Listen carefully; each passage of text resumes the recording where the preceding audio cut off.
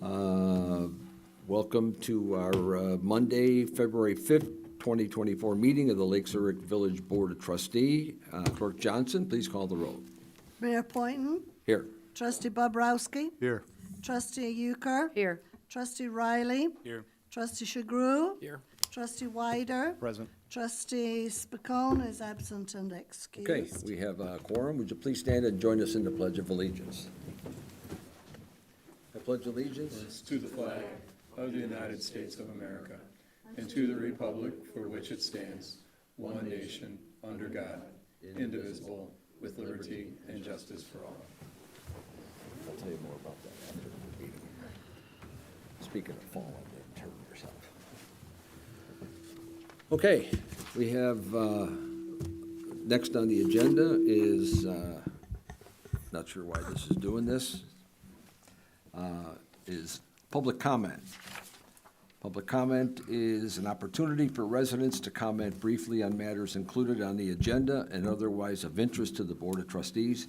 It is limited to 30 minutes in total and up to 5 minutes per speaker. Did you check the thing there? I don't have anyone, there's nobody signed in. Anybody want public comment tonight? Because we'd like you to sign in. Okay, could you sign in? You may as well stay there if you're the only one. So when you step to the podium, if you haven't already done so, please sign in, identify yourself with your name and address for the record, and we will take public comments from the sign-in sheet, which looks like one person. So while you're up there, if you have any comments relating to either of the public hearings, please hold them for those items. You'll get an opportunity to talk then. So, sir, since you're up there. Good evening. So for some reason, these water bills have a false statement on them. It says Lake Michigan Water. So I'd like to wonder, I wonder why, and I'd like to know why there's a charge for something that doesn't exist in this town. Related, I also wonder why during all this alleged investigation, we're looking at bringing in water at great expense, complete boondoggle, when there's been a major discovery that about 410 to 600 kilometers below the Earth's surface, there's another water reservoir, and it could be more than the oceans contained primarily in ringwoodite. It's a mineral. So there's all this talk as if water is going to run out, and it looks like it's all a bunch of bunk. So I don't think the due diligence has been done here. I think it's a waste of money to look for Lake Michigan water. We've got a great water source here already, and we simply need to look at refining what we have. And we shouldn't be charged for something we don't have. Also, in this village, we have light pollution, for instance, on Rand Road, where the gas station and car wash exist. The village has been made aware of this multiple times over the 20-some years that I've let them know on multiple occasions, and that's gone back and forth. You look at a town like Hawthorne Woods, which has been recognized for its dark viewing of night, and that's not something Lake Zurich would qualify for. But that's something we should aspire towards. And I think leadership starts at the top. We got the village who leaves lights on at Breezewald all night. I think that should be shut off at midnight.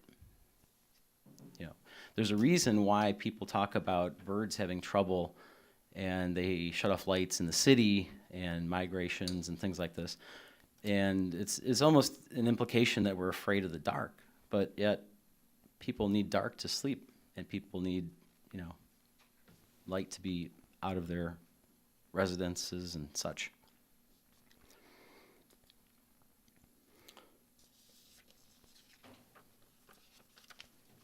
So I guess that's a question I have, is I wonder if there's any drive to, work on some of this light pollution in the village, because there's some standards that are already set, but it looks like they're not being followed. This is a repeating theme. Thank you.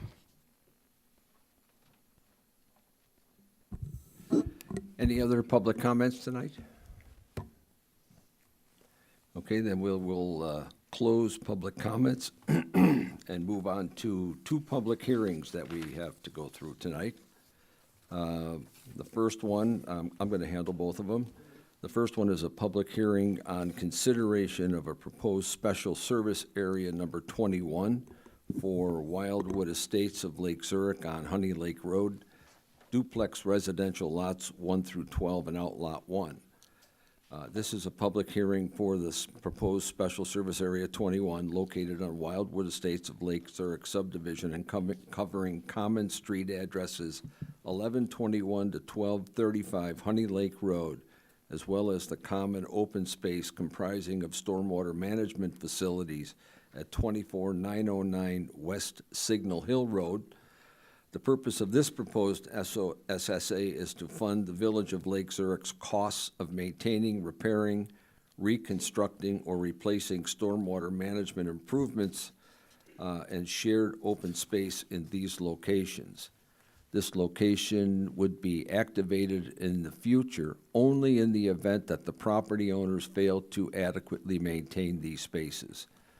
All interested persons affected by the formation of the Lake Zurich Special Service Area 21 are invited to be heard at this public hearing.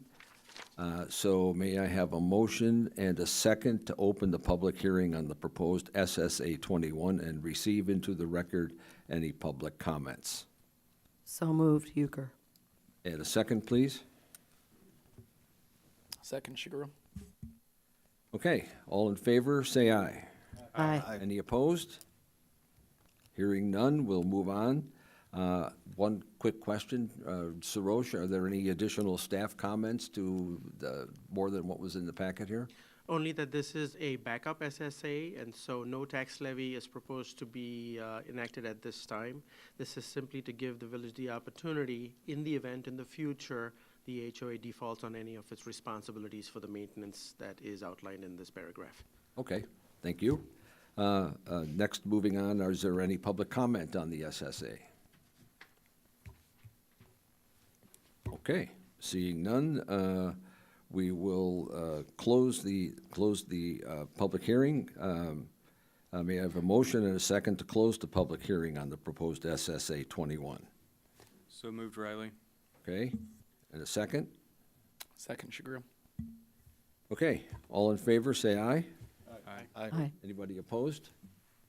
Hearing none, this public hearing is closed. We're going to go through the same process for the next one as they are related. So this is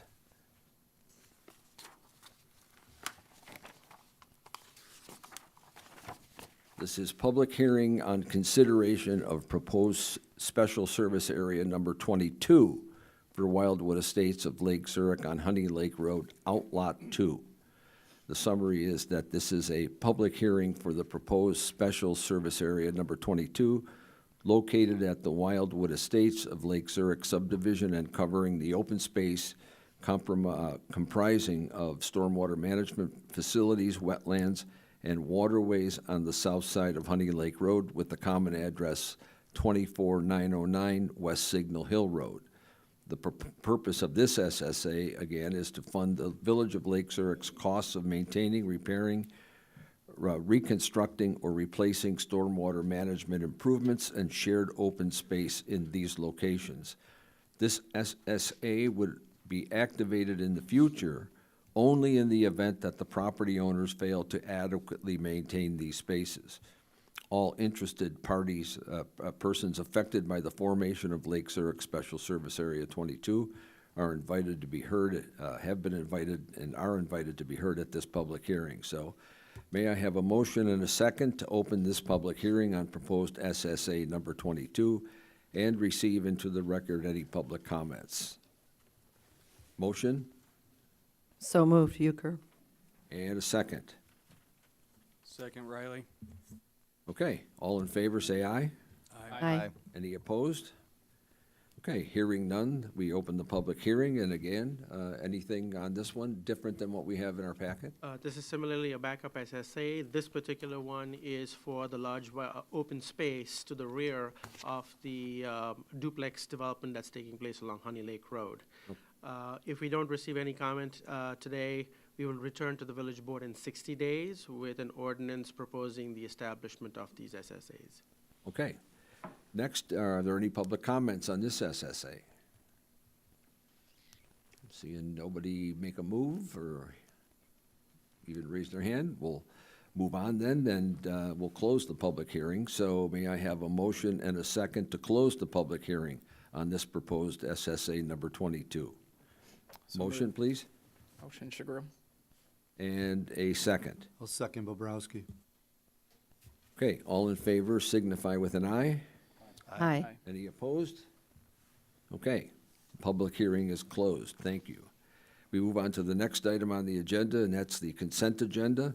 The titles on the consent agenda will be read by the village clerk and approved by a single roll call vote. Any item may be pulled from the consent agenda for discussion or separate vote by any member of the board. So Clerk Johnson, would you please read the titles? 7A, approval of minutes from the village board meeting of January 15th, 2024. 7B, approval of executive session minutes from the village board meeting of December 4th, 2024. 7C, approval of semi-monthly warrant registered dated February 5th, 2024, totaling $3,145,745.03. 7D, agreement with J&M Displays for July 4th, 2024 fireworks display in the amount not to exceed $40,000. 7E, 2024 internal special event request for the annual Egg Hunt, Arbor Day, Food Truck Socials, Farmers Markets, Family Fishing Derby, Live at the Lake event series, Independence Day celebration, Rock the Block, and Miracle on Main Street. 7F, 2024 external special event requests for the LPOA Winter Lake Fest, Purple Plunge, My Density Matters Boat Crawl, Gigi's Playhouse 5K, the Lake Zurich Triathlon, Unplugged Fest, Alpine Races, Bushel of Apples Fest, Jack-o'-lantern World, and My Density Matters Paint the Lake Pink. 7G, Paulus Park Playground Pavilion reservation request on July 14th, 2024 for a family reunion event. 7H, agreement with ComEd for design engineering services for underground burial of electric utilities on South Old Rand Road in the amount not to exceed $39,581.50. 7I, ordinance granting a special use for a planned unit development and related zoning approvals for a beauty spa at 900 Winnetka Terrace, assigned ordinance 2024-02-545. 7K, agreement with CDWG to purchase one HPE Electra storage array in the amount not to exceed $45,600. You missed one. I did? Jay. Uh-oh. Oh, the best one. I am so sorry. 7J, ordinance approving budget amendment number 4 for fiscal year 2023 budget, assigned ordinance 2024-02-546. Okay. That was the end of the page and on to the next page. Sorry. Okay, thank you. Are there any board questions or any desired, discussion desired on any of the consent agenda items, or would anybody like any item pulled for a separate vote? Trustee Euchre. Oh, thanks, Mayor. I just wanted to kind of do a little shout out to Bonnie on 7E. I noticed this in the park brochure. There seems to be a new event called Live at the Lake event series, and I'd like her to elaborate a little bit about that. Sure. The Live at the Lake event series, it's a new series at Paul's Park. It's going to be held on select Thursdays. We're testing a variety of different live entertainment options.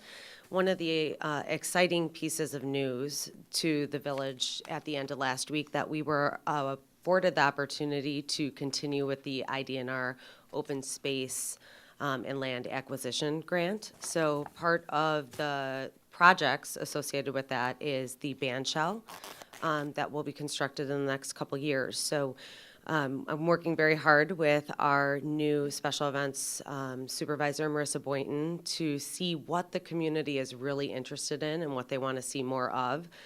So some of the different opportunities we're looking at doing this summer would be live sing-alongs with the kids and families, comedy nights, a salsa night for the community. So just really looking to see what the adults and the families and the kids gravitate to that we can expand on the future. So we'll have further details on that event series to come. But thank you for mentioning that. We're really excited about it. Okay, anybody else? Nope, looks like you got a busy summer planned. Okay, since there's no further questions then, may I have a motion to approve the consent agenda as presented? So moved, Whiter. Whiter, and the second, please? I'll second Euchre. Okay, Clerk Johnson, would you please call the roll? Trustee Bobrowski? Aye. Trustee Euchre? Aye. Trustee Riley? Aye. Trustee Chagru? Aye. Trustee Wyder? Aye. Okay, consent agenda passes. That's the end of the consent agenda. We move on to new business. The first item A is a courtesy review with True North Properties for a proposed redevelopment at the northwest corner of Main Street and Old Rand Road. Trustee Dan Bobrowski. Thank you, Mayor. So in summary, True North Properties requests a courtesy review for consideration of a proposal to redevelop and enhance the property at the northwest corner of Main Street and Old Rand Road, currently leased by Craving Heroes, Johnny's Shoe Repair, and My Favorite Place. The property has been owned by the Village of Lake Zurich since 2006 and is one of the most highly visible corners on the Main Street District. The property is zoned in the B2 Central Business District, which is intended to serve consumers with a wide variety of retail and service uses.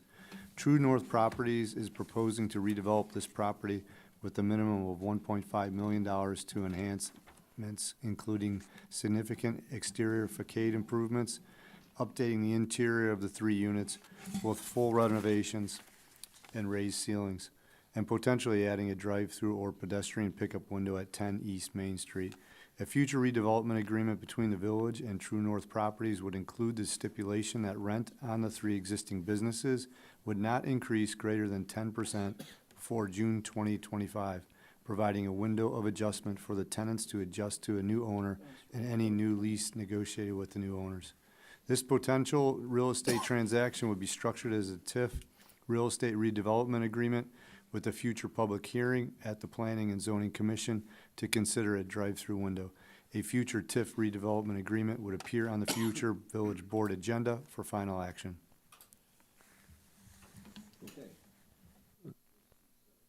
This is a non-voting item at this time. The developer and the village staff seek to understand the board's preferences towards the proposed use of this property. Kyle, you have anything to add at this point? The only thing I have left to do, Mayor, is to introduce the 2 members of the team who are here with us tonight, and they can walk you through their proposal. Okay. Mr. Nick Yarumchuk from True North Properties. Nick is going to lead this, and then Dan Gleason from Keller Williams is here as well. They're working together on this. Okay. Gentlemen, it's all yours. Hello, Board. Thank you so much for giving me your time this evening. I'm Nick Yarumchuk, as Mr. Cordell introduced. I also want to bring greetings and some apologies from the other counterpart in True North Properties, George Yarumchuk. He's my father and also partner in crime, so to speak. He's unfortunately out of town, and he would have loved to be here to introduce himself to you all as well, but he'll definitely be here for the next meeting. So we make up True North Properties. We have, between us over 30 years of experience in the northwest suburbs in Chicago with construction, with property management. We have some restaurants and bars that we've managed. We have plenty of apartments. And we've been active in the past couple decades in Crystal Lake and Huntley and Cary now, and all really across the suburbs here. So we're hoping that we can maybe make up a small part of Lake Zurich as well. I know that this is a beloved corner in the community, so we're hoping to bring some investment and really just make it a beautiful destination for the village of Lake Zurich. If there are any questions or anything that I can clarify, I'd be happy to take care of that tonight. Do you have any pictures that you can put on the screen? Yes. How should I go about? Oh, there it is. So, okay. Thank you. So can you walk us through what you propose? Yes, so on the left, we'll see the site plan here, which is the corner of Old Rand Road and Main Street. As mentioned, it was home to those three businesses. Oh, thank you. Craving Gyros, My Favorite Place, and Johnny's Shoe Repair. We are also proposing perhaps the addition of a drive-through window along that alleyway there, which that's currently used by My Favorite Place, the ice cream shop. We think that that'd be a great addition, especially in the summertime when people can pass through, and it'll just help the utility of the businesses. If we step to the next page, which I should be able to do with this clicker, there we go. Here are a couple elevations that we've prepared just to bring an understanding of some ideas that we're hoping to bring to the table. Beautifying the facade, perhaps updating the awnings, putting a nice, really tall storefront glass on some decorative stone facade as well. Especially on the Old Rand Road elevation, to kind of improve the street look of the facade, just make it a little bit prettier. On the inside, we've also been thinking about perhaps raising ceiling heights or making some updates there just to help those businesses have a little bit more of a modern and just an updated feel, a little bit more beautiful. As mentioned, we're looking to preserve the tenants that we have there. That's something that we've been in discussion with and having that in the paperwork for them to stay, as mentioned, to the very least, at least till 2025. But in addition to this, it's really just about beautifying and kind of updating the facade, not making huge structural changes or moving a lot of things around, but just adding nice lighting, decorative signs, kind of architectural details, especially with the facade above the awning on Old Rand Road, and things like that. Okay, that it? That's all I have. If there's any feedback that you guys would like to provide for us, we'd really appreciate it. But that's all I've got for you guys tonight. Okay, well, let me poll the board. Roger, I'll start with you. Roger Shabru. Appreciate it. Pictures look great. Question for you, would the businesses need to close down while you do the renovations? Most likely not. That's something that we'll have to determine as we get to that stage. We're still a little bit preliminary to really make that decision. For most of the exterior work, I wouldn't imagine so. With some of the interior work, possibly. But of course, we do our best to prevent that to whatever extent possible. We just need to kind of get into exact floor plans, and we're not quite there yet. Okay. And then if we did proceed with it, what's the time frame from start to finish? Kind of for all three, right? So a year, 6 months, kind of what are you planning? Right now, our discussions have been 24 months, but that is a kind of a generous approach. It should be within a year. Again, it depends on what we do. Of course, exterior work is going to be finished before the winter. It's not something that we want to drag on for months and months. To kind of it's a little bit hard to say since we don't have the exact construction schedule now, but to give you just an idea, last year, or beginning in 2022, we converted a milk factory in Huntley. It was formerly the Caddy Building. It was about 30,000 square feet, converted into 38 apartments. That process took us about 15 months. So our habit is to do a larger building in about a year. This is not as large, not nearly as large a building, so it shouldn't present that much of a timeline, and it's definitely not going to be something that drags on forever. Got it. And then how, I understand that they're tenants, but how closely do you work with them to kind of make sure you're catering to them as well, right? To make sure that they can provide feedback. We'll definitely be in communication with them, and even now at these early stages, we're trying to install some some steps to make sure that they have an adjustment period so that they're not just being hit with big changes, be that on the rent side or be that on their business space, because both of those matter. So we're kind of building in an adjustment period to help them acclimate to whatever those changes may be. And then hopefully, of course, with the board's approval, and as we move on to those next steps, we'd be able to get into a little bit more details in terms of communicating with the tenants. Again, we're not quite at that stage since we wanted to, of course, present this to the village board before we, put the cart in front of the horse, so to speak.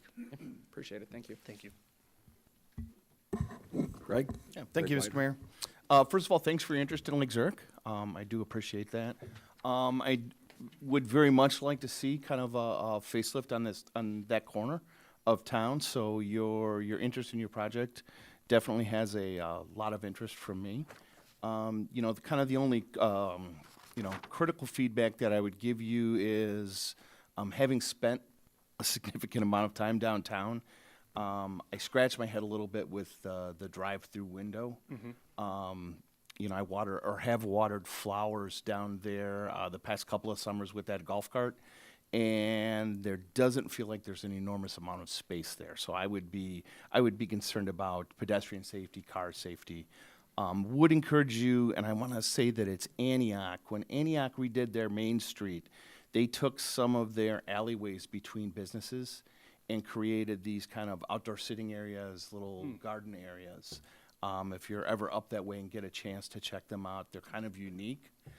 There could be some outdoor seating there with a pedestrian type window, so it might be just another idea for you to think about as you work with this project. But I think it would be a welcomed revitalization of that corner, and I'm, at least as where we're at today, supportive of the project moving forward. I appreciate it. Thank you. Okay. William Riley? Yeah, so first off, echo what they said. I appreciate the interest in investing in Lake Zurich. Like Greg had mentioned, also appreciate an uplift in this area, and also getting out of property management business from the Village Lake Zurich, so I think it would be an ideal situation. That being said, I know in the packet you do have some great references from the other communities around here. Do you mind speaking briefly to those, just for those who aren't digging through the packet itself? Yeah, absolutely. I appreciate it. So we, like I said, tend to do about one redevelopment project per year. Working backwards, we're currently in the village of Cary. So we purchased and are converting the former Krause Senior Center on Main Street, 441 West Main Street. So that's about 130-year-old building that we're converting into apartments and also adding some new construction on the side with a similar goal of taking something that the community really loves, preserving that memory, but also beautifying it and making that space functional and kind of bringing it to the 21st century. Working backwards from there, as I mentioned previously, we did a conversion project in Huntley where, again, it was a milk factory, a condensation plant that we converted to 38 apartments.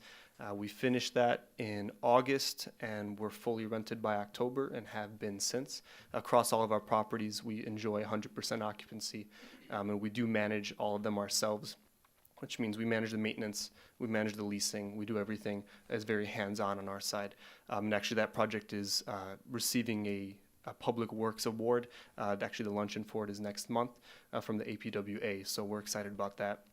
Going backwards from there, we prior to that converted a church and a high school in Crystal Lake. So this was the former Emmanuel Lutheran High School at 174 South McHenry Avenue. That was 27 apartments in the school and 5 apartments in the church. Again, keeping those exteriors exactly preserved to the best of our ability and just converting the inside to an adaptive reuse, something that the village can, or the city in that case, can use that would bring it back on the tax roll and that serves as an asset to the community and not a blight. Similarly, we received an award from the building department there from the city of Crystal Lake for kind of revitalizing that building and that corner of McHenry Avenue and Church Street from an economic standpoint. And then I could keep on going. We did 95 Grant in Crystal Lake, 460 Coventry in Crystal Lake. Those were also conversions to apartments. And if George were here, he would take you all the way back to Chicago, and when he did about 17 buildings all on North Avenue, bought a big stretch of it, and ended up winning an award, top 10 landlords in Chicago, back in the day for that. So it's something we've been doing for a long time, something that we're really passionate and that we've developed an expertise in. And I hope that our a good relationship with those other municipalities would reflect that. We look to build a long-term relationship. Again, we're not someone who likes to buy and flip. We're looking to invest a lot of money. We're looking to be a part of the community, make it better, make it more beautiful, and also, remain here, manage it, take care of that space, and build a strong relationship, hopefully, with the Village of Lake Zurich as well.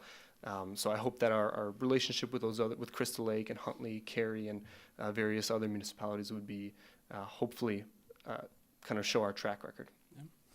And then the other thing that I'll echo that Greg said, I was on the plan and zoning for 8 years prior to this, and I'll tell you the concern that I think you'll hit is the traffic of pedestrians, bikers, walkers, people walking pets with that drive-through. I mean, my family in the warmer months were there twice a week at least at that corner in that area.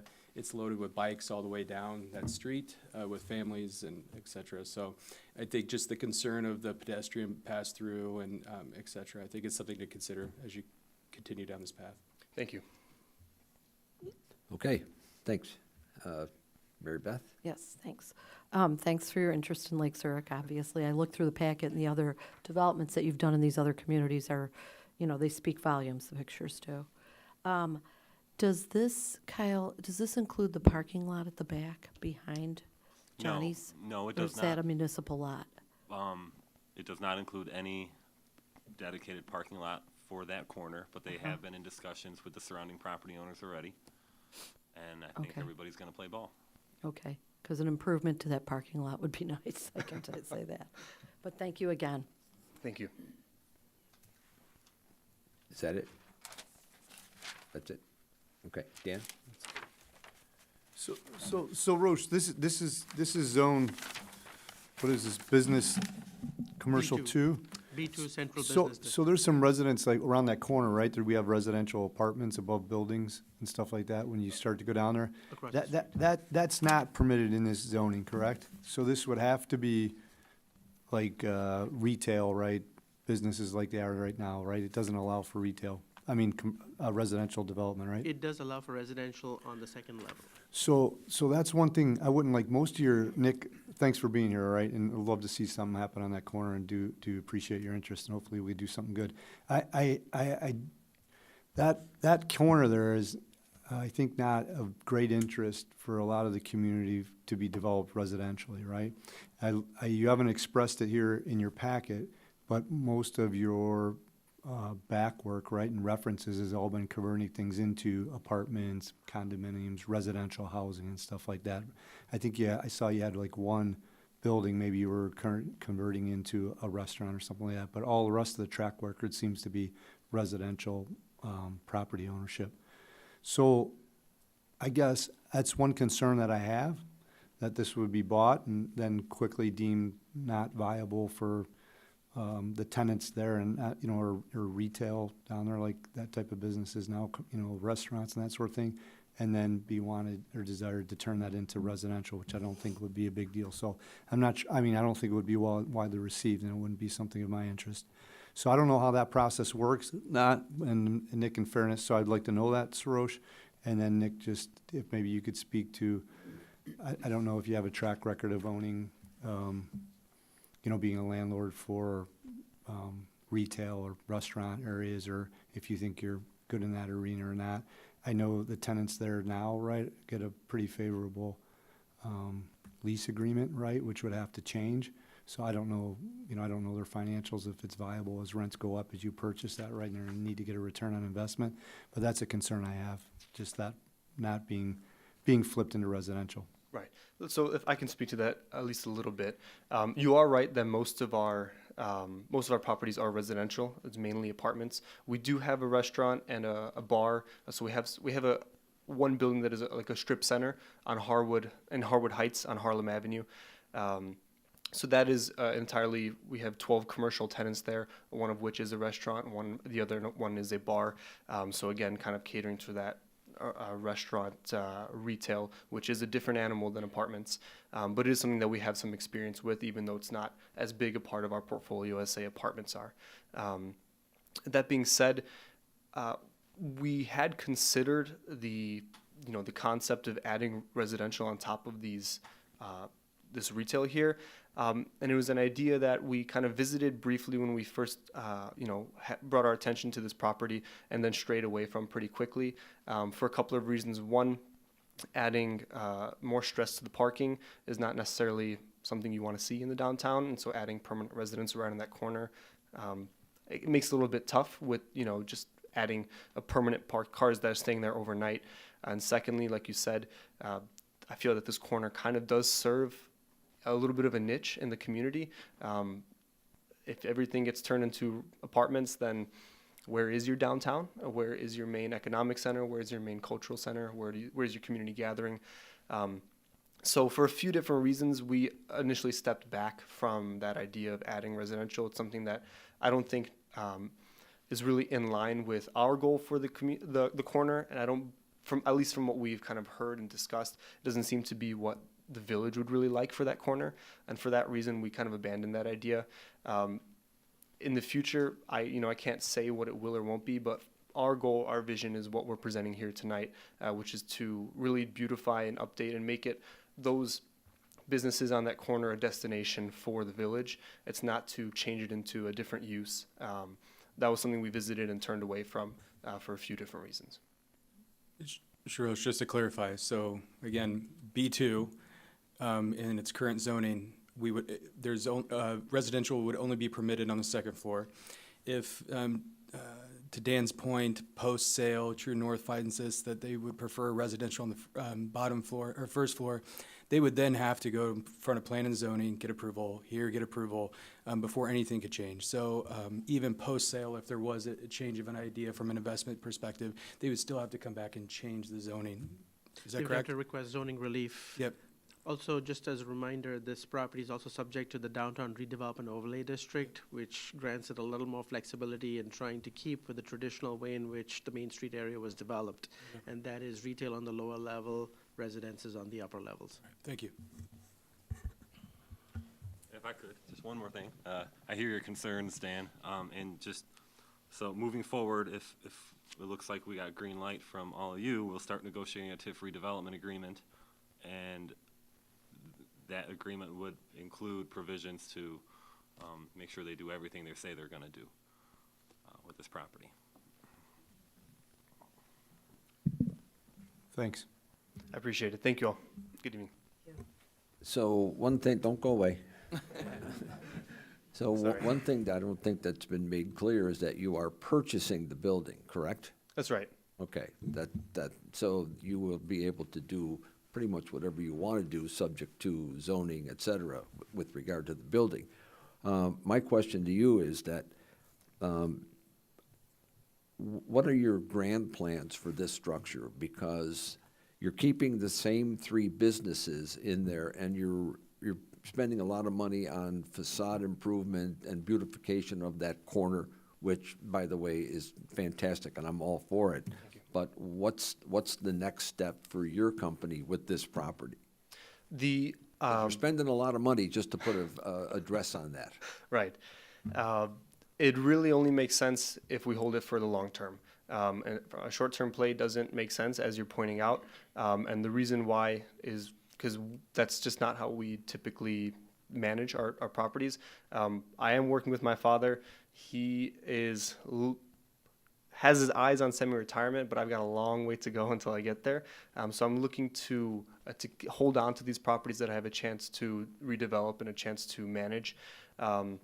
So this money that gets invested now, it helps, like you said, beautify and kind of update the place. We're looking to keep the tenants that we have, but in some unforeseen future years down the road, if one of them were to leave, we feel that we could make this space attractive enough and functional enough that it would bring a really quality tenant into Lake Zurich. If that were the case, if one of these three businesses were to leave, we feel that we could create an asset that other businesses would be happy to move into. And a quality tenant that you want in your village. And in that way, over the years, the numbers will even out eventually as we hold and manage the property and kind of keep it updated that way. Okay, that makes sense. I don't know that it made sense just to, like I said, put a dress on that building and keep the same tenants, but if the long-term plan is to improve and increase the True North Properties empire, then that makes sense to me, so. So I think you've heard that we're all positively opinioned, huh? Yeah, and I think at this point, we look forward to you putting in an application and working on the building. I would ask you not to make it take too long to do that, because that's a busy corner, and we have a lot of events that happen downtown, so, you know, I don't want a big construction mess down there for a long time. This is this project, again, if we can receive your guys' voted approval in the future, is a priority for us. It's not something we're going to drag our feet on. It's something we've been excited about for a few months. I want to thank Mr. Cordell for helping us organize a lot of these details. As we're new here, we understand that, and sometimes that can bring a little bit of friction. New developer, and we're working with a new village. So I really appreciate you guys taking the time to meet with us here, and we're looking to get this done, make it nice, make it beautiful, and hopefully serve it as an even greater asset for the village. Well, this isn't an approval, this is Right. just, No, so it's you just know. for courtesy, Yeah. and subject to future approval. So my last question is, while I see the pictures here of the proposed facade improvement, is this put to bed for you guys, or is this subject to some alterations? As of right now, it's our most updated edition.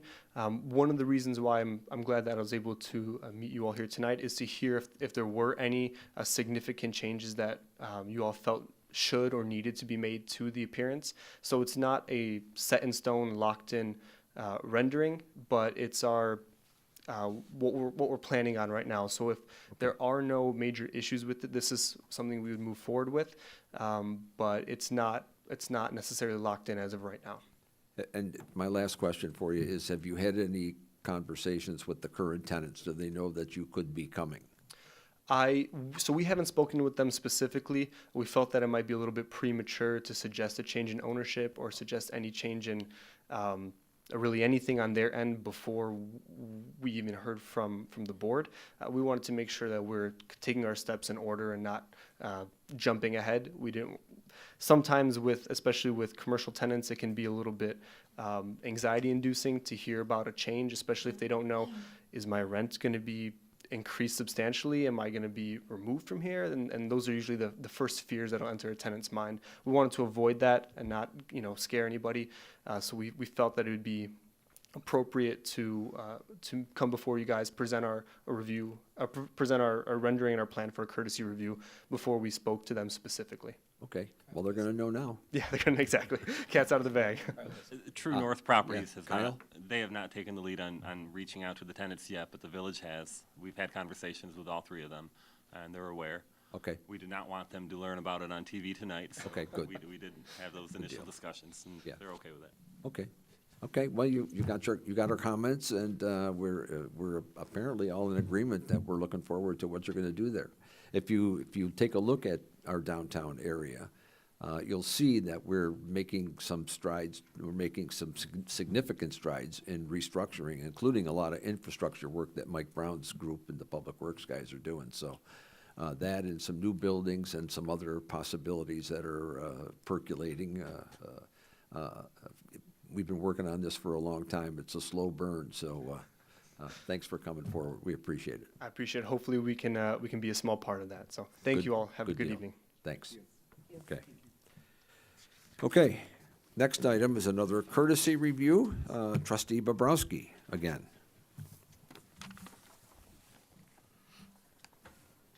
Okay, this is a courtesy review with Tofino Shoreline Partners for a proposed cannabis dispensary at Oakwood Common Shopping Center at 680 Route 22.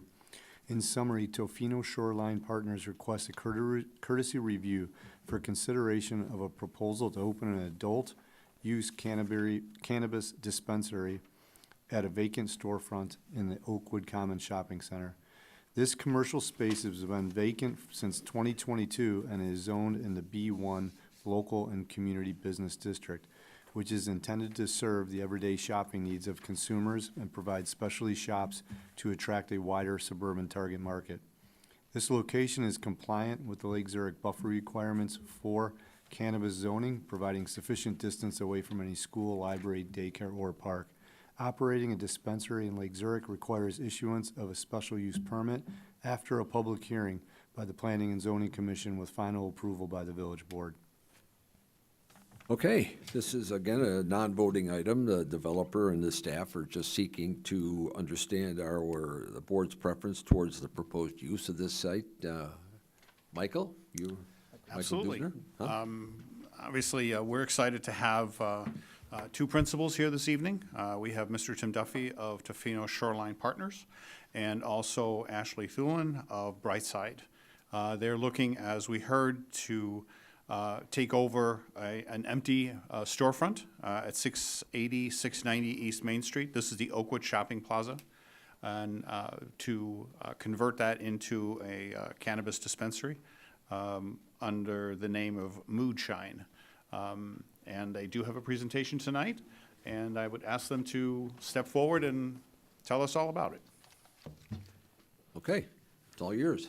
Hello, everybody. I'm Ashley Thulin. I'm the principal for Brightside LLC, and Tim Duffy for Tofino.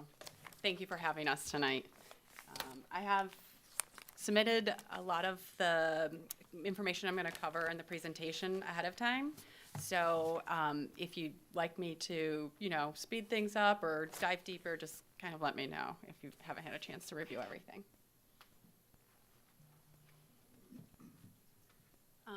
So just a little bit of the overview of the presentation we're going to give tonight for your information.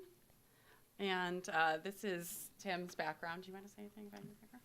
Everybody can read here. I'm not going to bore you with my background, but Tim Duffy, something that's not up there. I'm from Oak Park. I'm one of 6 kids. My parents are school teachers. My father was a history professor, started off at Proviso West, went on to finish his career at Hinsdale Central. I was also a lacrosse coach for over a decade. I coached at Fenwick High School. I was the Catholic lacrosse coach Heist of the Year. So just a couple of fun facts for everybody, and thanks for having us. And a little bit about me as well. And again, I don't like reading aloud to people, but just the highlights. I've been doing this cannabis industry stuff for almost a decade now. But prior to that, it was actually a principal in Chicago Public Schools. And I was a teacher for nearly a decade in New York State before moving to Chicago to work in urban education. And also, I'm a mom of a 6-year-old going on 35 years old, I think. And I'm a Buffalo Bills fan. It's a little... Bills. We'll have to talk. And just how our companies kind of are working together here. Tim's group, Tofino, was awarded a social equity license through the Illinois Department of Financial Professional Regulation. And my company, Brightside, is under a management services agreement to purchase that license. And because IDFPR, they have a rule in place where I can't buy the license until it's operational. I'll be working with Tim, and we'll be opening the dispensary, and I'll be handling all of the operations, essentially. And also, DiMucci Realty, owner of record of the property in discussion for tonight, is 680 East Main Street, Oakwood Commons. So that's kind of how we're all related. And again, I'm a teacher, so I really hate reading slides aloud to people, but basically combined, we have nearly 2 decades of experience doing this, licensing, building, branding, operating cannabis dispensaries and cultivation centers. Prior to this, I started what is now a multi-state operator. And we just started with one little license in Illinois, and that has now been a nationwide company. So this is, I'm sort of sick fun for me. And just a little bit about the mission and vision of the dispensary. I'm very passionate about social justice and equity. So this is going to be a place for community, but also we hope to sort of right some wrongs from the past along the way. And this is really just a little bit about Moodshine. We're really passionate about sourcing the best products for the best price, with a special attention to operators, wholesalers owned by women and people of color in particular. And again, these are our core beliefs: justice, creativity, community, equality, transparency. I'm women-owned and operated, but not only that, I believe in transparency and creating a space for consumers to learn and find what works for them. And of course, righting some drug war wrongs along the way. So this is just a little bit of the rendering of what it could look like, the space. And of course, you've got the concept plan in your packet as well. And then just a little bit about our operations. Again, if you already know this and it's not important, just let me know. But essentially, per the regulations, we plan to operate from approximately 9 a.m. till 9 p.m. The regulations allow from about 6 a.m. till 10. Anytime we're in operation, and also right before opening and closing, we're going to have security personnel on staff. That is a requirement per the law, and we intend to follow that, of course. Basic staffing looks pretty much like what you're seeing there. There's, of course, going to be an agent in charge, also known as the manager, during every hour that we're open. And then agents will be staffed according to the needs of the dispensary. Busier times, we're going to have more people working. And then you can see also that we are, of course, going to comply with ADA.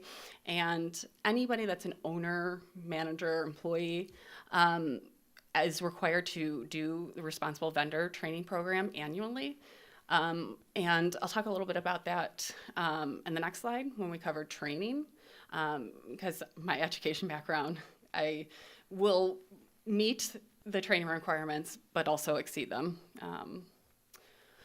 If you're anyone trying to access the dispensary, of course, you have to be 21 years old, and we have standard operating procedures in place to ensure customers are providing a valid government-issued identification. And then, as I mentioned before, we're only going to source cannabis products from licensed, Illinois licensed cultivators, craft growers, and infusers, with, of course, a special attention paid to social equity-owned craft growers and infusers and women-owned wholesalers as well. And if you were not aware, those are the possession limits for Illinois, and those, of course, will be followed to the T.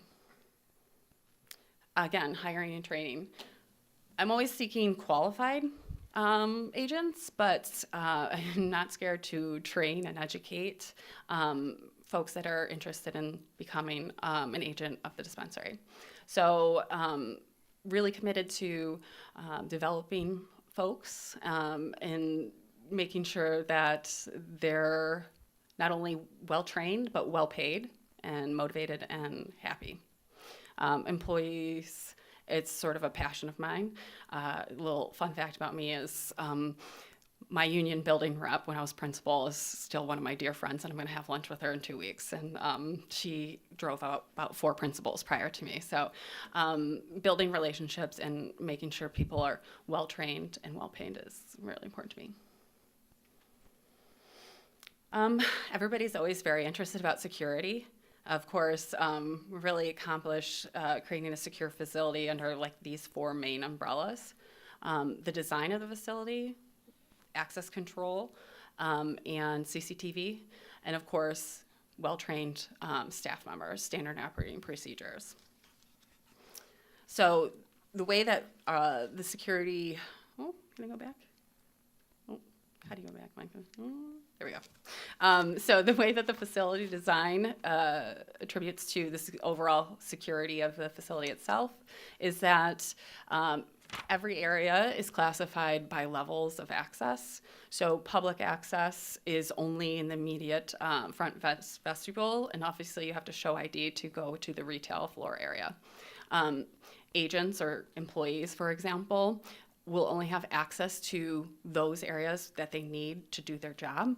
So not every agent will have access to the vault, for example, because not every agent needs to get in there to pull product. So it's sort of divided in classifications. I sort of do a rating in my head, 1, 2, 3, 4, with 4 being the most limited access and 1 being the public access in the front foyer. Access control is done with keypads or swipe badges, so every door can only be locked unless you have permitted authorization per your badge. And CCTV, every square inch, of course, except for the restrooms, is got to be, by law, covered by a camera view. Those are live 24 hours a day and tied into the Illinois State Police and the Illinois Department of Financial Professional Regulation, which means at any point they can pull up the cameras and look and to see what we're doing. Or, for example, if there was suspected diversion, we can pull that footage up and see exactly what went on. Those cameras also cover the parking lot areas as well. I'm not going to rattle off the exact requirement, but essentially you need to be able to read license plates very clearly. So lighting in the parking lot is a requirement as well. And you need to be able to detect facial recognition. So every square inch is covered, and that'll be in the back lot as well. And then, again, standard operating procedures training is sort of a passion of mine because of my background.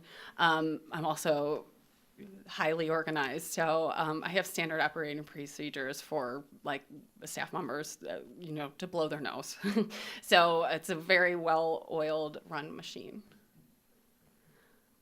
Also of interest is often deliveries. So just a little bit about our delivery plan. Typically, we expect 1 to 3 deliveries a day. They should never take longer than an hour. That is timed out and planned ahead. So ahead of time, we will tell the wholesalers you can deliver between 1 and 2, and they have to notify us 20 minutes out ahead of time that they're arriving, so we're ready.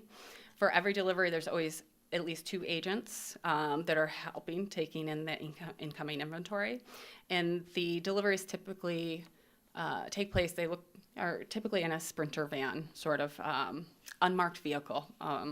But just sort of standard size is like a Sprinter van. Let's see. And the man trap. So anytime that we're taking in delivery, this again goes with your access control. Deliveries, you can't open one door without closing the other, so it's a man trap situation, and you can only get access to those doors unless you're authorized and you're an agent of our dispensary. So parking. Parking, so there's 72 spaces in the Oakwood Commons lot. And we believe with really intentional parking management and understanding of customer behavior, believe that should be plenty for us. Also, I've listed a bunch of things that we do up here to ensure that our customers are in and out efficiently. We don't want anybody hanging out and loitering ever. So understanding customer behavior combined with these measures here make us feel really, really confident that 72 parking spaces with the shared tenants and the rest of the Oakwood Commons should be sufficient. And a couple ways we accomplish the parking management strategy is listed here. So obviously, we're going to use a robust point of sale system that has understanding of customer behavior so that if you have a customer that comes in and have no idea what they want, well, we're able to pull up their profile and see what they've purchased previously and make recommendations quickly and efficiently. In addition to that, a substantial amount of customers actually pre-order. Roughly about 50% of adult use cannabis dispensary customers are ordering ahead of time. So that makes things really quick and easy. So if you pre-order ahead of time, you're typically in a dispensary 5 to 10 minutes max. And if necessary, we will incentivize pre-ordering to ensure that customers are turning over quickly, getting in and out. Obviously, we have a streamlined checkout process. The way that we design dispensaries is so that things flow really nicely. You come in one door, you get your ID checked, you get authorization to get into the dispensary, you've got a pre-order line, or maybe you've got an iPad here you need to look at, and then you cycle right through out the exit door. So it's just a nice flow. And of course, employee scheduling. We'll be intentional with employee scheduling as well. Never overstaffed, taking up extra parking spaces. Optimal staffing levels will be the goal. And a little bit about our social equity engagement plans. As I said, I'm very passionate about these sorts of things. And a lot of our plans rely heavily on hearing from the residents and the board, for example, of Lake Zurich, on what the needs are for your community. I would feel really crummy if I came in and said, you need help on this. I'm particularly passionate about education, of course, so I always lean right away to what school programs need funded. But we're completely open, and we would love to support any needs. I've listed a couple of the things that we're particularly interested in. But also worth noting, we have programs designed for people who have been impacted on the war on drugs to come in and learn and train and get paid to do so. And we also have reserved what we call a spot at the table, which is a percentage of equity ownership into the dispensary for those who go through the apprenticeship program and hope to stay with us long term.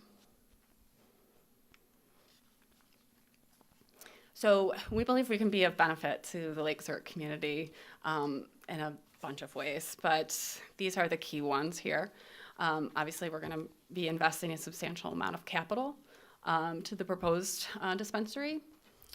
We would love to hire locally, and we strongly believe that we can help contribute to the safe community that you already have existing here. And I just love pointing out this study here from the Journal of Regional Science and Urban Economics.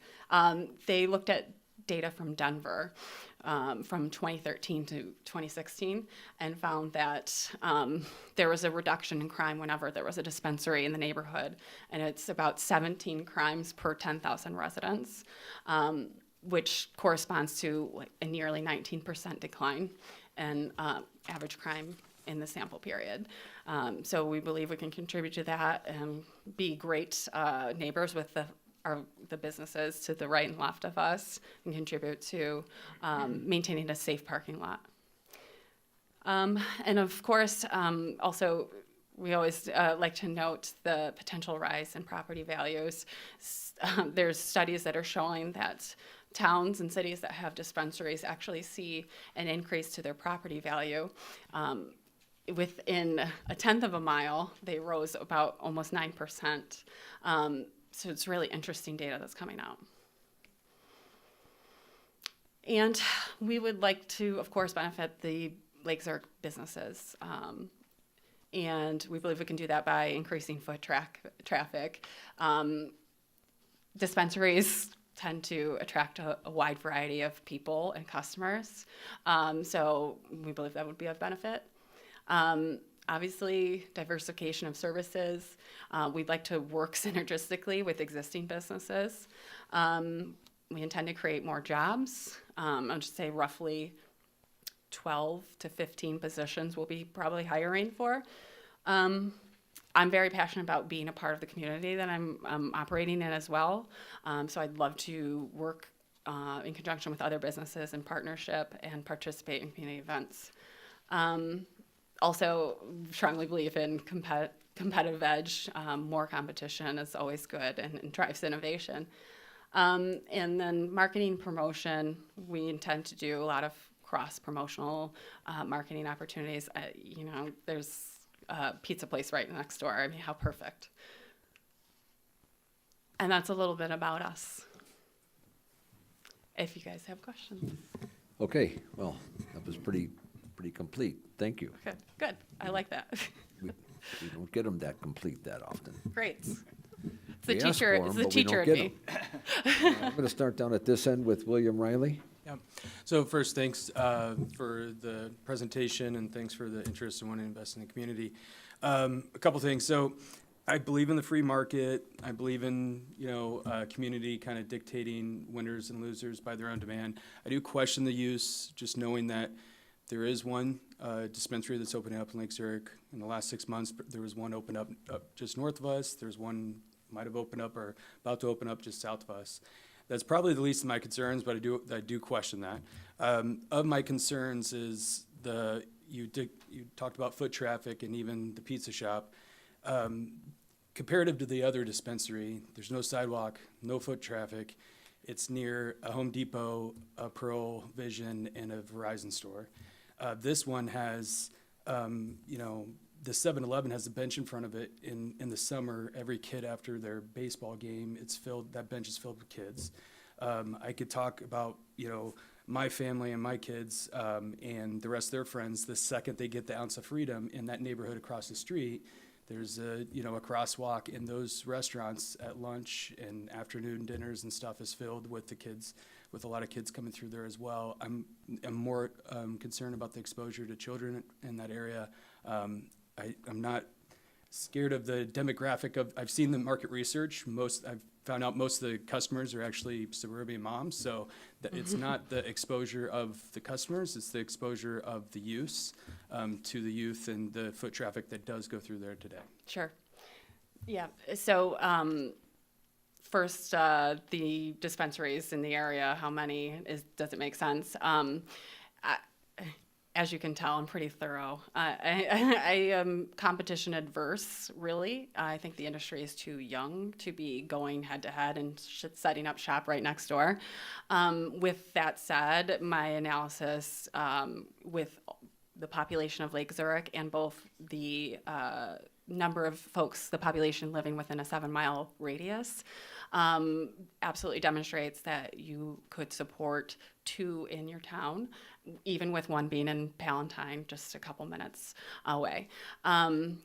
Absolutely, and I think it's also good for customers, because that means we're gonna have to be sure that we're running a great operation that people wanna come to, and we're keeping prices down. So that'd be even better for your community to have more than one. And in terms of exposure to kids, I'm all about teaching about responsible cannabis use. And also, I think one statistic that I'm failing to remember off the top of my head, but it was comparing the bars to cannabis dispensaries. Having more bars in your town doesn't necessarily mean that you create more drinkers. It just means you have more bars, you have more options to go to. And of course, we're open to additional feedback of how we could reduce sort of the visibility to children that might be walking around, if that's a concern. Can I just add, I have a 2-year-old daughter and I have a son on the way May 6th, so I'm very cognizant of this issue. And I look at the data and it speaks for itself. So prior to, legalization's been around for a while, it was just all anecdotal. You thought a dispensary would come in, consumption would go up with the youth. All the data is actually complete contrary to that, which is shocking and also very positive. And if you look at, Illinois just did just under $2 billion in sales in cannabis sales last year. The market's growing. There's 130 licensed dispensaries. If you just look at that on an aggregate basis, that's $15 million a unit, and the demand is growing. And so I think there's going to be continued support just looking at the numbers and the demand and the limited supply and how Illinois is unique in that there's high barrier to entry, there's a limited number of licenses, so you're not going to get oversaturation where these stores are cannibalizing each other, which is going to have negative impacts towards the community. Thanks. Trustee Euchre. Okay, thanks, Mayor. Thanks for coming and presenting. Very thorough presentation. I just have a quick question about the parking. Did you guys engage in, or do you propose to engage in a traffic study of that parking lot? Because it's a lot of time occupied by contractors who go to have lunch at Rosati's or Sergio's or a couple of the other restaurants. And I know it's not just like one parking spot that's taken up by those, but many. Yes. And it seems like when I go over there to pick up dinner, it's almost hard to get in and out of. So Yes. that's my question. Yes, we are in the midst of a traffic study, actually. So I'll have more firm numbers for you. But unfortunately, I got a little ill last week, so I couldn't come. But the intention was to, ahead of time, to speak with other businesses in the surrounding areas to discuss potentially using overflow parking with some of their spaces to, if needed. I apologize, I did not get to do that last week. I kind of got knocked on my butt all of a sudden. But fully intend to do that as you have sort of a backup plan, an overflow parking plan as well. Okay. I'm sorry to hear you were sick. I know Thanks. a lot of us have been having viruses all winter, My myself daughter, included. I told her to please stop licking the railings at school. They're Petri dishes. Got it. But I do think that would be a good investment of time and money to do that parking thing in terms of intervals of time, because it picks up at lunchtime and it picks up at dinner, and it's pretty brutal over there. So, Thank you. just a suggestion. Thank Thank you you. for your presentation. Dan Bobrowski. Thanks for your presentation. It was thorough. I think some of the examples were, I don't know, they kind of were a little comical or needed a little more explanation to me. But one of the things first, you talked about equity. You mentioned it a couple of times and making some right out of some wrongs and stuff like that. And I don't really follow that too much. Could you explain a little bit what you're trying to make right? Sure. So the past, since 2014, 2015, when Illinois started the medical cannabis pilot program, it has been a very white, male-dominated industry. I always pointed out it's a problem if I'm the diversity in the room because I'm a woman. And so with that, I share that the intention of the CRTA, the law, was to address social equity issues within the industry. One part of it was, and to diversify the ownership in the industry as well in Illinois. So when I sort of talk about righting wrongs, I mean prioritizing growers and infusers and processors of color and women-owned. These are more recent licensees into the industry. And also, of course, ensuring that our hiring practices are not biased unconsciously, so that people of color have a real opportunity to get a job with us, and those sorts of practices. Okay, thanks. I don't understand the arrangement. So Tim, you got the license, and then do you just flip that to college, who operates them, or what, are you out of it then, or what's So your? I applied, there was a long delay, it was 3 years, and I own businesses in multiple states, and there was so much uncertainty in the state that we decided to move on, and I have a dispensary in New York that just opened, and we're putting all our resources into that. And then some things changed in Illinois, so risk adjusted. The best opportunity for me and my family was to sell and move on, and this is the only way to be able to to get out. sell Okay. per the regulation. Okay. Okay.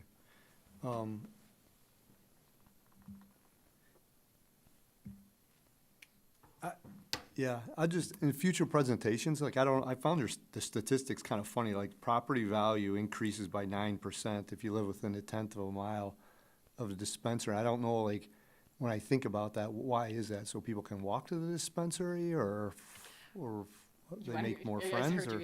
Go. I mean, No, I was just gonna say, it's just interesting data, and you'd think it'd be contrary to putting in a cannabis dispensary that homing prices would decrease when they actually go up, and that data was just put out by Zillow not too long ago. I can provide the full report, and it's uniform, specific to Denver, but talks just, it goes to more granular. There's That's potential strange. implications Yeah. for other communities as well. Yeah, because, and then it decreases crime too. I don't know where that falls. I've been to Denver the last couple of years. I wasn't that impressed. And the last comment I'll just make is, obviously, a lot of people are concerned about their kids, right, and exposure to children to these types of things, right? So the support of school programs, right, didn't seem to match too well with me. But that's it. But thank you. Thank you. Thanks, Dan. Greg Wider. Thank you, Mr. Mayor. Thank you for your presentation. A lot of good information. I guess a lot of my questions have been answered, but I always like to ask folks, why Lake Zurich? There's tons of communities that you could look to open a new business in. Why Lake Zurich? So I'll be fully transparent. I'm originally from New York, right? I've lived in Chicago for almost 13 years now. I had not yet heard of Lake Zurich until I started seeking a location. But when I did, I immediately fell in love with the community. And then when I came here to look at the property, it was even better. Just the fact that I've done a lot of these zoning meetings and nobody ever shows up.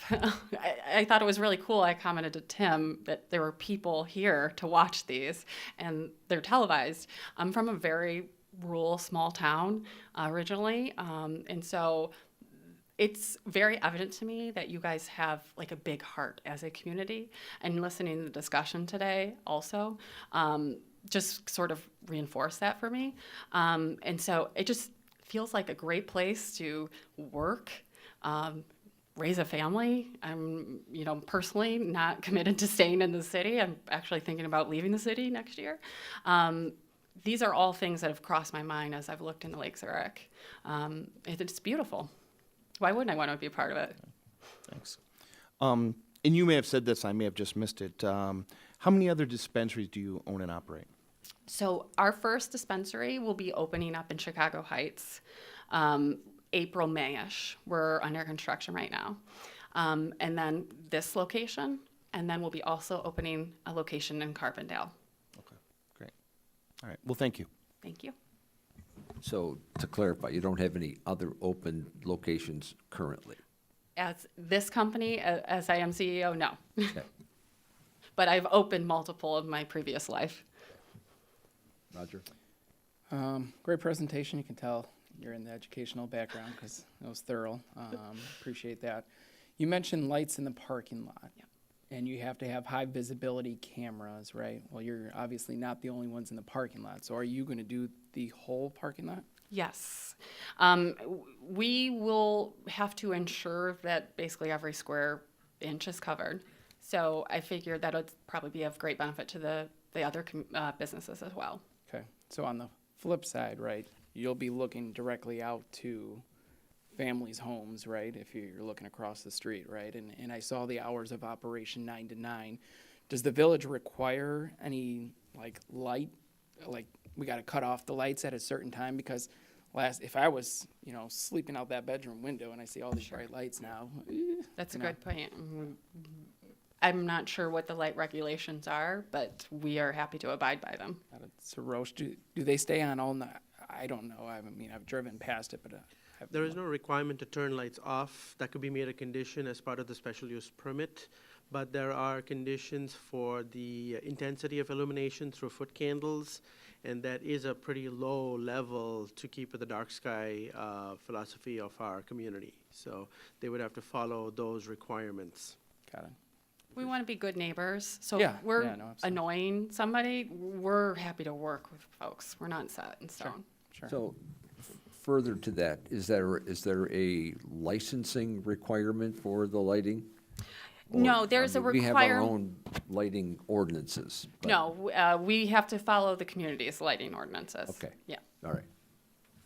Because that parking lot is fairly dark now, and there's residences across the street. There's also additional options if it was an issue, where we adjust our hours in the wintertime where it's getting darker earlier. Those are all sorts of things that we are open to or on the table that I've done before with other communities. So foot traffic and parking, right? I think that's kind of what we're hearing. Have you guys studied, so it sounds like you have an efficient in and out method, right? And however many patrons are going to be in your building is how many quote unquote parking lot, with the exception of your employees, right? So I guess the question is, right, it sounds like you don't have the business up and running in the other areas to know how many people would be in and out your doors, plus it sounds like 5 to potentially 10 additional parking spots taken by your staff. So do you know how many on average would be in your doors, patrons? So it varies greatly. It's hard to say because there's busier days and there's slower days. But if we're turning around like roughly like 40 to 50 customers a day, I'm be pretty excited. Sure. Got it. Okay. Last but not least, with 2 educational backgrounds, why the cannabis industry? Oh my gosh, that's actually a really long story. Right. Well, we're in a long meeting so far, so keep it rolling. Okay, well, you guys are all going to hear my my background story here. Oh, that's okay. Okay. I know, it's like 8:30. I'll tell you after the meeting. But it was essentially it originally started out to open a social justice school. I worked for a civil rights lawyer after I resigned from CPS. And that social justice school was to be funded by our first license. That's kind of how I had never even used cannabis, but maybe 4 times in my life when I started. I had absolutely no idea. I know how to grow it, anything about it. And then I really fell in love with it. The industry, I love, it's crazy, it's new. I'm passionate about the plant and what it does for people. So I just totally fell in love with it. Sounds good. Yeah, I appreciate it. I think, you can kind of, the majority of us have kids, right? Range ages of super young. I've got a 4-year-old all the way up to, out of a lot of kids patronize that area because of 7-Eleven, because of Rosati. So I think caution on that, obviously. It sounds like you got the security in place. Appreciate it. I think the last thing is, right, it sounds like kind of, you're at least from Chicago, but kind of out-of-towners, right? I think the last thing we want to do is somebody from completely out of the area come in, put something here, and then kind of not take care of it, right? Absolutely. And it sounds like that's not the case, and we hope it's not, but appreciate you guys I want to be a part of the community. When you guys see me, you're going to holler, "Hey, Ashley." That's the level I'll be involved. That's good. Thank you. Yeah, you can buy a house here, too. What's that? You can buy a house here, too. Yes, I would love to. There you go. Raj, done? Okay. Couple of things regarding the parking issues. I would think that there's parking not only in the front of the building, but there's also parking in the back of the building, so your employees would go back there. Yep. Living close by that, I use that strip for a lot of things. There's the only time that it's really jammed, except for an occasional rush at dinner time, is at lunchtime. That's what, yes, that's what I observed. So I would think that parking would not even be close to an issue there, but we'll see. I saw the facade look on your slide. Is the owner of the property going to do any additional facade work on that strip? Because it hasn't been updated in quite a while. Whatever you're going to do is going to be a vast improvement over what's there now. I am not sure, but I'm happy to discuss and You find could out. poke them a little bit, Yeah, I think that's a great idea. okay? I mean, if not, we probably would. As for the kids' exposure, I've always wondered how many kids were sitting in the car while mom and dad ran in and picked up their order, so I don't know what that says, but that doesn't scare me, nor do the boogeyman stories about crime and everything else, because it hasn't proven true to these things as far as I know. I have the same concerns as the rest of the board does. I'm thinking, and I don't have any numbers to back it up, that perhaps the early bubble of a money grab may have hit its peak at this point in time, and now we're sustaining. We took a long time to even okay cannabis in this community. When the bill was brought forward, we waited a year until the trailer bills came in and kind of cleaned it up, and then we passed it. We understood that it did have some benefit and it was well regulated.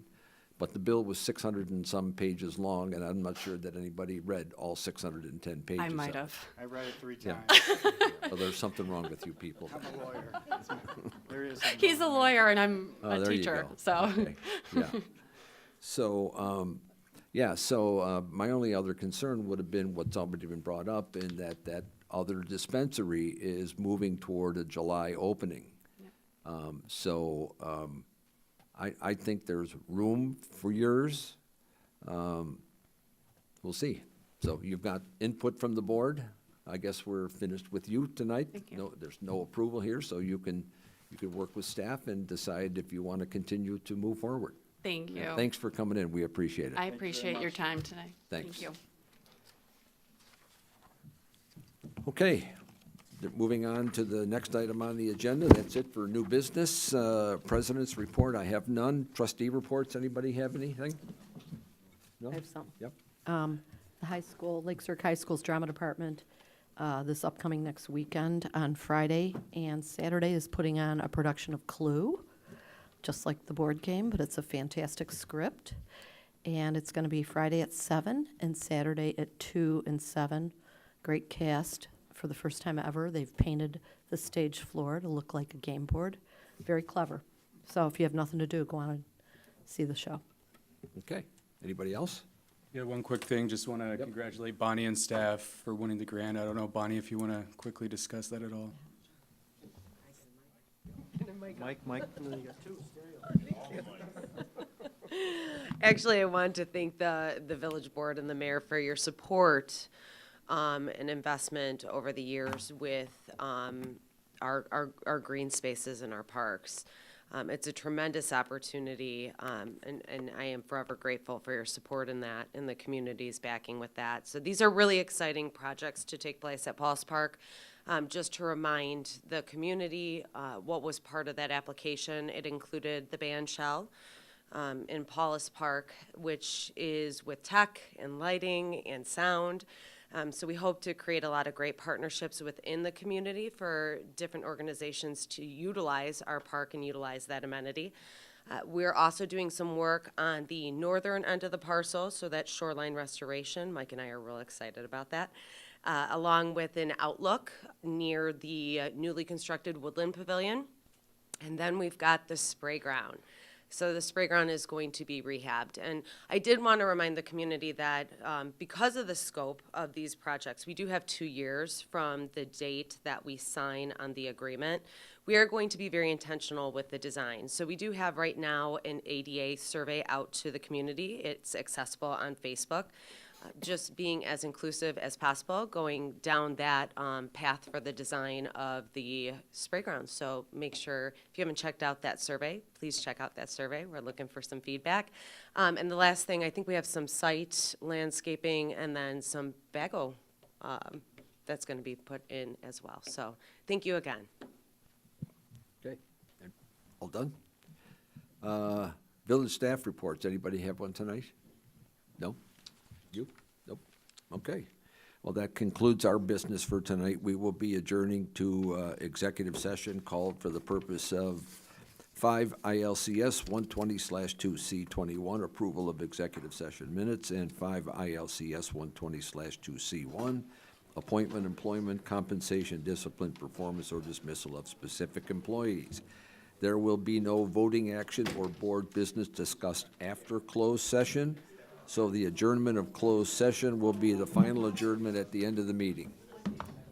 I'm not done yet. We're not adjourned yet. So there will be no voting action or board business discussed after closed session. So the adjournment of closed session will be the final adjournment and the end of the meeting. So may I have a motion to adjourn tonight's regular meeting to executive session? So moved. Go ahead. I got two. I'm going to take MB, Okay. and I need a second. I'll second. Greg?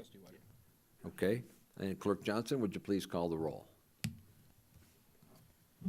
Trustee Euchre, Aye. Trustee Riley, Aye. Trustee Shugrue. Aye. Trustee Wider. Aye. Trustee Bobrowski. Aye. Okay. Meeting adjourns at We are adjourned 8:29. to executive session. Now you can talk. 8:29. We have to get the legality